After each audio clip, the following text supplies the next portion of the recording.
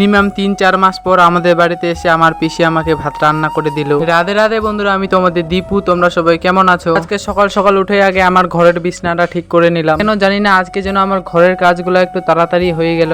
আর রান্নাঘরে কয়েকটা থালা ছিল, ওগুলো এখন আমি মাজবো। এখানে আমার পাড়ায় থালা বাসন মাজার পরে বাড়ির সম্পূর্ণ কাজ কমপ্লিট হয়ে গেছে। যখন আমি রান্না বসাতে যাই তখনই আমার পিসি চলে আসলো। আমার পিসি বলল যে যা তুই কি করবি কর, আজকে আমি রান্নাটা করে দিয়ে যাচ্ছি। আমি ভাবলাম যে আমার বাড়ির পিছন দিকে তো একটা আমি পেয়ারার গাছ লাগাইছিলাম, পেয়ারাও ধরেছিল। আসছিলাম যে পেয়ারাগুলো কত বড় বড় হয়েছে। পেয়ারাগুলো অত বড় বড় হয়নি, তাতে পাখিগুলো খায়নি। তো গাছটা অনেক ছোট, তো ওই জন্য পেয়ারাগুলো হয়তো ছোট ছোট হয়েছে। তোমাদেরকে এই গরিব ভাইটার ভিডিওগুলো ভালো লাগলে একটা করে লাইক এন্ড সাবস্ক্রাইব করে দিও। আর এই যে দেখো পেয়ারাগুলো পাখিগুলো খায় খায় কি অবস্থা করেছে। যাই হোক, ওরা তো একটা দুটা খাবেই, ওদেরও অধিকার আছে। আর আমার ফোনের ক্যামেরাটার যে এত অবস্থা খারাপ যে বাইরে ভিডিওই বানা যায় না। হয়তো তোমরা দেখতেই পাচ্ছ আমার ভিডিওগুলো দেখে যে কিরকম আমার ক্যামেরার অবস্থা। এখন যেটা আছে সেটা দিয়ে এখন কাজ করতে হবে। যদি তোমাদের সাপোর্টে নিতে পারি তো নিতে হবে ভবিষ্যতে। ভালো থাকলে দেখা হবে নেক্সট ভিডিওতে। তোমরা কমেন্টে রাধে রাধে বলতে ভুলো না।